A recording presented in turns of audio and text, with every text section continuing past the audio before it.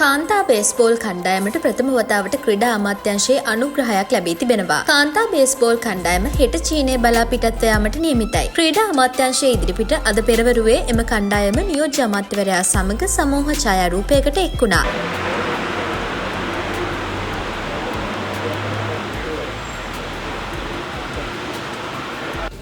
මෙම අවුරුදු 40ක් අපේ ලංකාවේ බේස්බෝල් ක්‍රීඩා කරනවා විවිධ ශේෂ්ඨවල. අපි දන්නවා දැන් පාසල් මට්ටමේ ඉඳලා බේස්බෝල් ක්‍රීඩා කරන අවස්ථා තියෙනවා.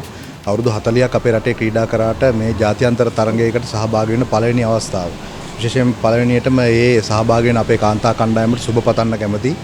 ආසියානු කුසලාන තරගාවලියේ චීනයේ පැවැත්වෙන තරග සඳහා හෙට දවසේ ගුවන් ගත වෙන්න උන් සූදානම්ින් ඉන්නවා.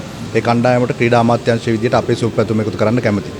මෙතන විශේෂත්වයක් තියෙනවා. එකක් තමයි මේ අවුරුදු 40කට පස්සේ තමයි මේ කාන්තා කණ්ඩායම සුදුසුකම් ලබන්නේ මේ වගේ ජාත්‍යන්තර තරගයක් ක්‍රීඩා කරන්න. ඒ වගේම ලංකාවේ බේස්බෝල් වලට මෙච්චර කාලයක් රාජ්‍ය අනුග්‍රහය ලැබලා දීලා නැහැ.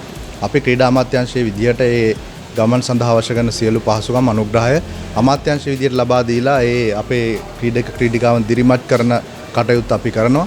අපි ඉල්ලනවා සියලුම ක්‍රීඩක ක්‍රීඩිකාවන්ගෙන් අපේ විශේෂයෙන්ම පුහුණු කරුවන් ඇතුළු කණ්ඩායමේ අපේ රටේ කීර්තිනාමය දිනා දීමට ඔබ මැදිහත් වෙන්න. ඒ සඳහා ඔබේ ශක්තිය අපි දන්නවා. ඉතා දුෂ්කරතා මැද තමයි ඔබ මේ ගමන ඇවිල්ලා තියෙන්නේ.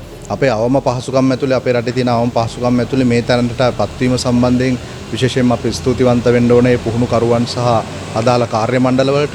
ඒකේ අවසාන ප්‍රතිඵලය තමයි මේ තියෙන්නේ. අපි හිතනවා ඉතා හොඳ තරඟ කළ හැකි කණ්ඩායමක්, ඉතා හොඳ කණ්ඩායමක් අපිට මේ තරඟවලිය සඳහා සුසුකම් ලැබලා තියෙනවා කියලා. ඔවුන්ට සුබ පතන්න මේක අවස්ථාවක් කරගන්නවා. අමාත්‍යාංශයේ විදියට ගරු ඇමතුමා විදේශගත වෙලා හිටියත් ඇමතුතුමාගේ සුබ පැතුමත් මේ වෙලාවේ එකතු කරන්න කැමතියි.